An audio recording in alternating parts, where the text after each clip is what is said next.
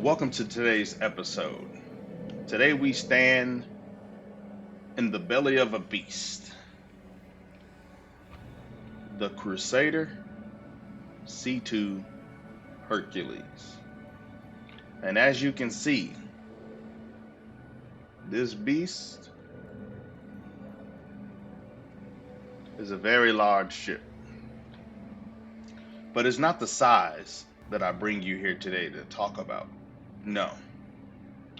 What I bring you here today to discuss is understanding Crusader. Understanding what it is that Crusader wants. Understanding what it is Crusader does. Their history, their present, their future. How Crusader, a small shuttle company that only made shuttles, turned into the giant it is today, one of the leading ship manufacturers of the verse, and the first ship manufacturer right here in the Stanton system. This is your host, Exio Corvos, and this is Dive Deep, where we get in and try to get a better understanding of who is Crusader, what are they about, and where are they going. Tune in as we get started after this intro.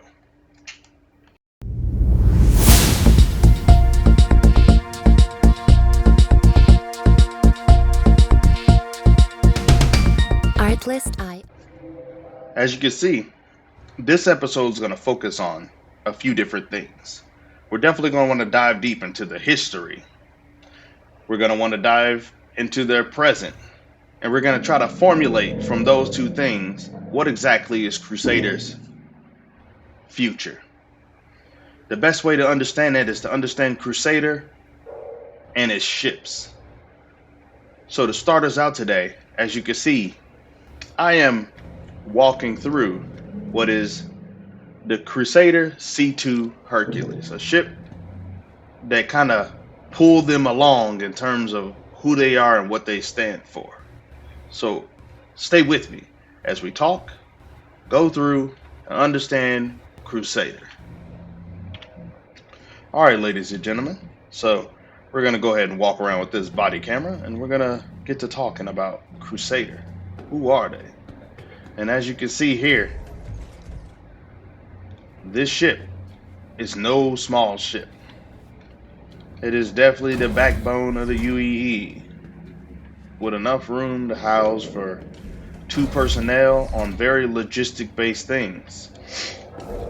It carries an essence of luxury, but at the same time, commercial use and utility. It's very clean. Even with what is exposed, there's very little exposed outside of piping. You don't see too many cables everywhere like you would see in a Drake craft. You don't see, it doesn't have a grungy, dirty look. It's very clean, very usable. You got a very beautiful, well-designed eatery. Enough space for some recreation, some books, a little TV, some more storage, if you mean. And as we cross back here to the elevator that takes us back down to that large cargo hold you guys saw before the intro, there's definitely all the components and everything you would need to fix readily available right here in the ship to keep this ship alive and running. As we make our way towards the what we call the bridge, you can see you have access to the larger components.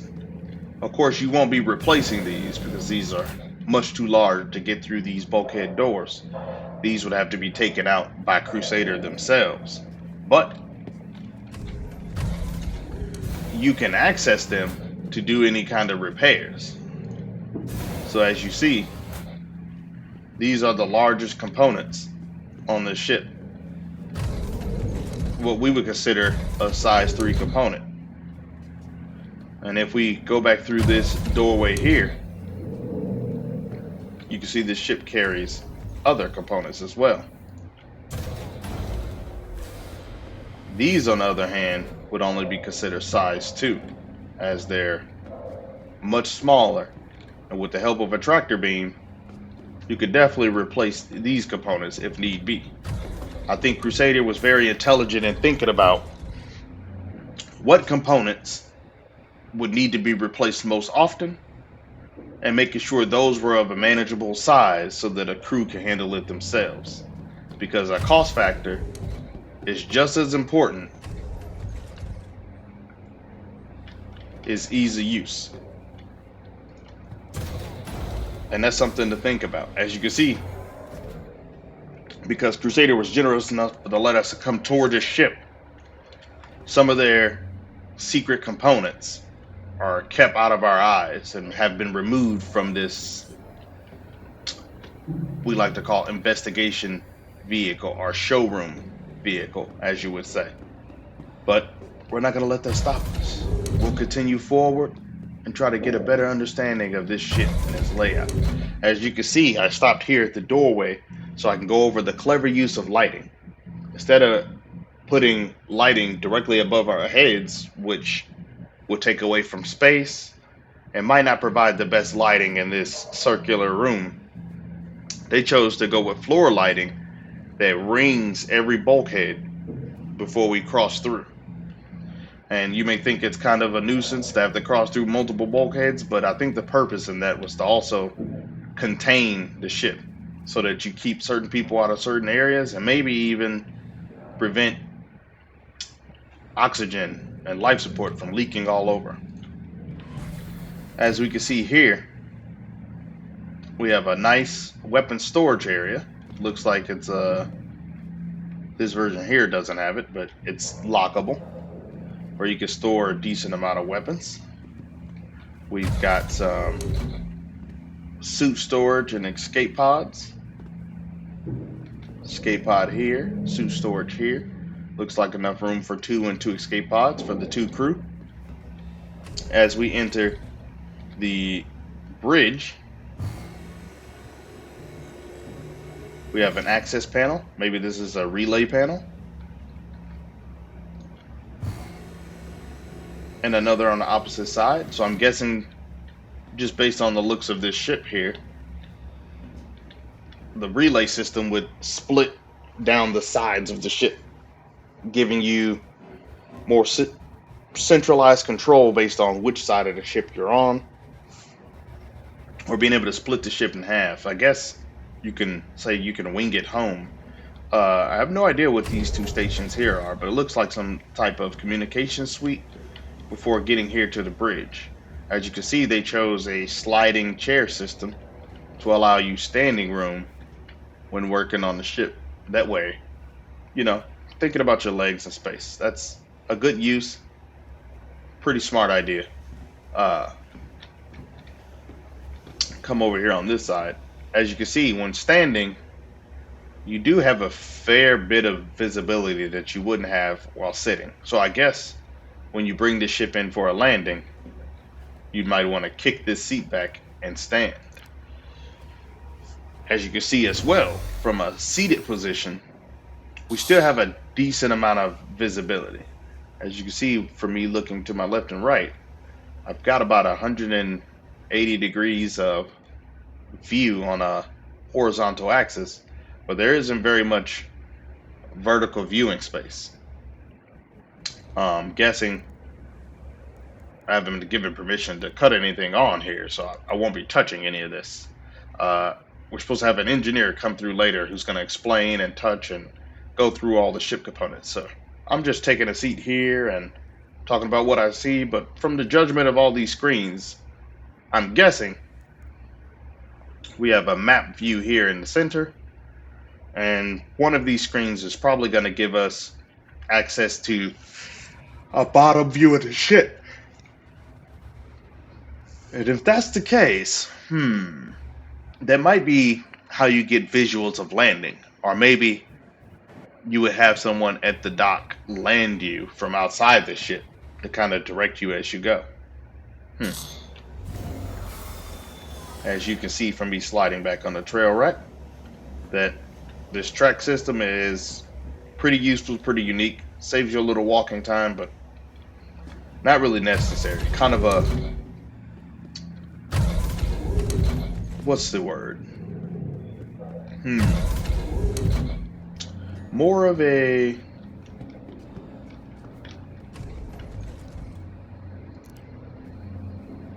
feature just for the lull and luxury of having, not because you need it. Could very well just turn the seat around, get up, and that space could have been used for something else. But this is Crusader's design, not my place to judge. As we go back down and view this cargo area, what you'll see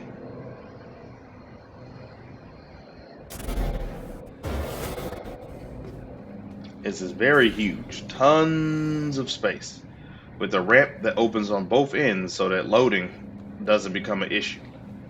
They wanted to make sure you had the ability to load this thing pretty quickly, and this is one of the first in the verse that allows you to transport other ships. It's not the first ship created, but it's one of the first internal carriers.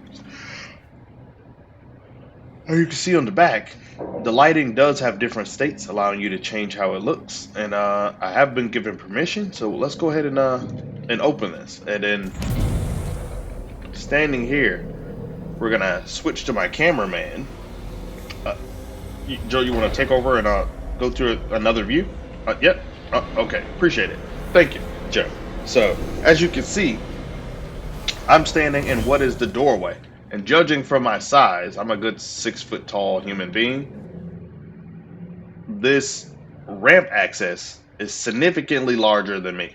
Enough space for you to possibly bring in several large vehicles, whether you're a military company or a construction company, or maybe you just run box logistics. So they've offered companies a lot of different variation to use this ship with. Seems like Crusader very much had the civilian populace in mind when they start. Anyway, we'll catch you guys after this break. Welcome back. This is Exios Corvus again, and I'm bringing you some more information about Crusader. If you ever seen this gentleman Dunlow, the name may sound familiar because that is what the spaceport here in Crusader is named after. Mr. August Dunlow. Let's not keep you any longer and get to what we got to learn. Born in Angeli in 2770, August Dunlow is a philanthropist and founder of Crusader Industries, committed to positive social change from a young age. Dunlow took to a small shuttlecraft company and transformed it into one of the Empire's leading manufacturers of commercial and private spacecraft. Remaining the company's Crusader was a sign that he wanted to use the company's success to push humanitarian causes as well as redefine space travel. Interesting. After spending 5 decades as CEO of the company, Dunlow stepped down to focus on supporting his philanthropic pursuits full time. August Dunlow Foundation has committed credits and resources to dozens of charities around the empire. Meanwhile, the Dunlow Fellows have donated millions in scholarships to underprivileged and underrepresented students to help unlock their potential as future business and scientific leaders. Outstanding gentleman. And was willing to take a step down to pursue the good of humanity. What a great guy. We'll be back with more on Crusader after this break. Welcome back. This time, we're talking about Mr. Adamson. Axel Adamson is a former Crusader warehouse manager who is credited with forever changing the direction of Crusader Industries. At the time, the company only produced shuttlecraft, but it was Axel who suggested that the company expand and manufacture larger ships in order to handle transporting goods not only from planet to moon, but across the universe itself. This is an inspiring story because it's a story of a man who started only as a warehouse manager and inspired a company to move from such a small, humble position to such an influential position here in the verse. We'll be back after this break. Welcome back. You guys seen enough of my face, but you should definitely see more of the faces of the people who helped create this universe. So this time, instead of looking at me, we're going to focus on Miss Kelly Kaplan. Miss Kelly Kaplan was named CEO of Crusader Industries in 2863, a ship designer by trade. She worked for the company ever since landing an internship with the design department while in graduate school. She was a major part of the team that built the company's first signature starliner. Thanks in large part to her innovative design, the launch of the Genesis class vessel was a huge success. In 2865, Kaplan made the bold decision to purchase a low-mass gas giant and its 3 moons in the Stanton system from the UEE. Kaplan dreamed of transforming the latticework of floating platforms built by the military into one of the greatest shipyards in the UEE. The beautiful city of Orison would not be here today if not for her vision. So all of this is thanks to Miss Kaplan and her vision. Very much a visionary and very much a good successor to Mr. Dunlow. Wow, there's much to learn about the verse and Crusader Energies and the role they play in the universe today. Fascinating. We'll be back after this break. Welcome back. As you can see here, this entire location is a very busy place. They wanted to give you the space and the area to see the impact these magnificent people have placed on Crusader Industries, Orison, and the future of the verse, while also finding an opportune time to provide some rest and relaxation. But let's not let that stop us. It's time to learn what Itambe Wilkins has done for Crusader Industries. Itambe Wilkins is the creator and current head of Crusader CARES program. So the Crusader has a CARES program. Hopefully they go into more detail on what exactly this is and what it does. Let's continue. A winner of the UEE's prestigious Moore Fellowship at age 16 for his extensive volunteer work, Wilkins took his studies to the University of Reading, where he double majored in social work and business management. He began working with the Empire's overlooked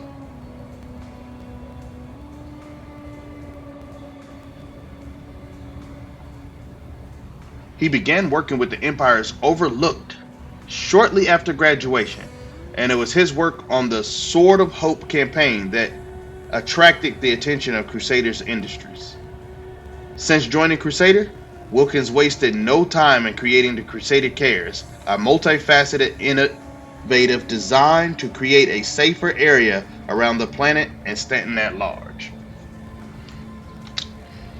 Very interesting fellow, and like his predecessor, very much a humanitarian. But what this doesn't tell us is, what is Crusader CARES?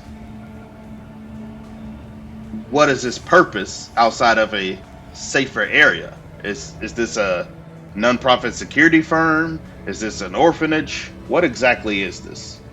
That is something we don't know. Let's try to dive a little deeper when we get back after this break. Welcome back.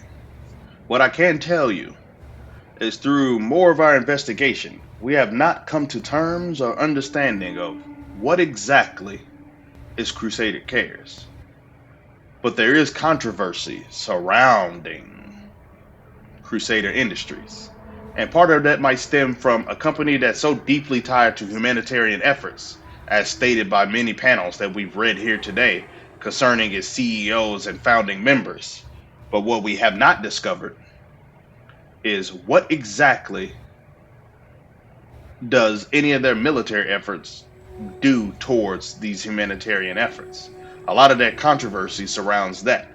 Like, for an example, as we zoom out so you can see, I am standing right next to what is essentially a bomb carried by a military version of the C2, something they proudly talk about, their transport vessel, but they never mention the transport version that transports weapons of mass destruction capable of wiping out several people at a time.